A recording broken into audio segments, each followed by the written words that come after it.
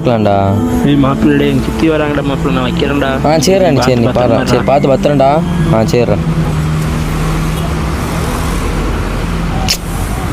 இன்னும் வராமல் இருக்காளே. சரி போகலாம் வீட்டுக்கு.